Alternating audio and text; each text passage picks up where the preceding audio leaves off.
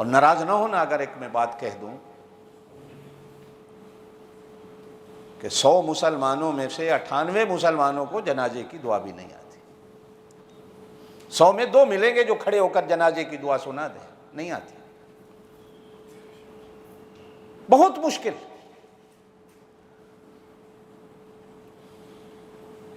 वैसे उसका दावा होगा कि जितना दीन को, कुरान को, मसले को मैं समझता हूं कोई नहीं समझता, लेकिन अगर उससे यह पूछ लिया जाए कि गुस्ल के फर्ज कितने हैं तो 100 में से 98 मुसलमान को नहीं पता।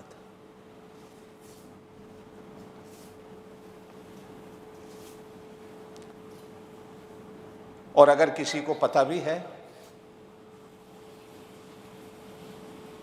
उसकी बीवी को नहीं पता, उसके बच्चों को नहीं पता। पहले तो वो बीवी बच्चे को बताने को तैयार नहीं, बताता भी है तो बीवी आगे से यूं कहती है तेरे नालों मैनू ज्यादा पता है। हमारी तो हालत ये है।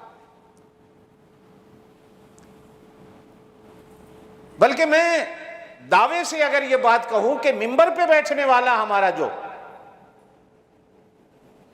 इमाम होता है, माफ करना, उसे भी नहीं पता।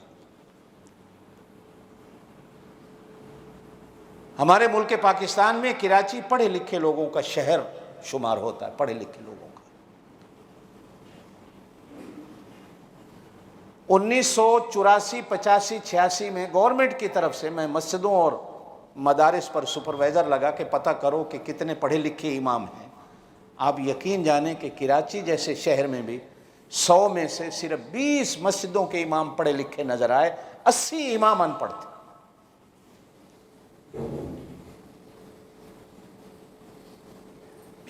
सिर्फ अजान कही, आवाज अच्छी थी, अजान कहने के बाद मुअज्जिन लग गए, मुअज्जिन के बाद थोड़े दिनों में इमाम साहब की छुट्टी हो गई, मस्जिद कमेटी वालों के जूते उठाए मुअज्जिन ने, उसे इमाम लगा के रख दिए। वो अब इमाम भी बन गया, वो खतीब पाकिस्तान भी बन गया। और गांव और देहातों को तो आप मुझसे भी ज्यादा जानते हैं कि गांव और देहात में तो इमाम होता ही वही है जो हमारे गांव के वडेरे की जूती उठा ले, चाहे मसला उसे आता है या नहीं आता।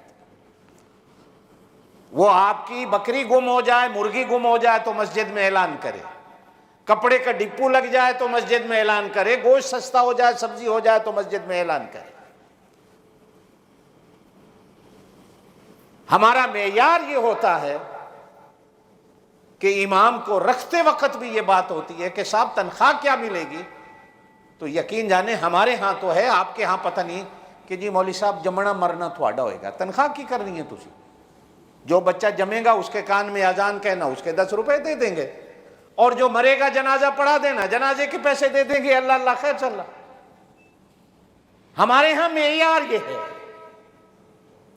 और सच्ची बात यह है कि आलिम को ना आप पसंद करते हैं ना मैं पसंद करता हूं, इसलिए कि आलिम सच्ची बात कहेगा। सच्ची बात आपको भी अच्छी नहीं लगेगी, मुझे भी अच्छी नहीं लगेगी, आपको भी अच्छी नहीं लगेगी, मुझे भी अच्छी नहीं लगेगी। ये आज हमारा मेयार है। खैर, बात आगे निकली। सहाबा किराम का मशवरा हुआ कि आप सल्लल्लाहु अलैहि वसल्लम के इस फरमाने का मतलब क्या है। तो बाज मुअर्रिखीन ने लिखा है कि हजरत इब्ने अब्बास थे ये हजरत उमर को मशवरा देने वाले, कि मालूम होता है कि हुजूर सल्लल्लाहु अलैहि वसल्लम के इस फरमान की वजह यह है कि अगर मदीने में कहत आ गया था तो आप अल्लाह की तरफ तवज्जो देते, अल्लाह से मांगते, आपने मुल्क मिस्र के गवर्नर से क्यों मांगा। यह बात अल्लाह और उसके रसूल को पसंद नहीं आई। तो हजरत उमर रजी अल्लाह तआला ने भी कहा कि हाँ वाकई ये मेरा गुनाह हो सकता है कि मैंने अल्लाह की तरफ तवज्जो नहीं दी। तो हजरत उमर रजी अल्लाह तआला, हदीस में आता है कि फौरन वुजू करके अल्लाह के घर सजदे में सर रख के अल्लाह से दुआ करते हैं, अल्लाह मुझसे गलती हो गई, मदीने पे बारिश बरसा दो। तो हदीस के अंदर आता है बादलों के अंदर से सहाबा कहते हैं हमने आवाज सुनी कि मदीने पर छम छम बादल आए और बादल एक दूसरे से कह रहे थे चलो मदीने पे बरसें कि हजरत उमर ने आज अल्लाह से हमें मांगा है। चलो आज मदीने पे बरसे कि आज अल्लाह से हजरत उमर ने हमें मांगा है, चलो आज उमर की दुआ बन के मदीने पे बरसने के लिए चले जाए।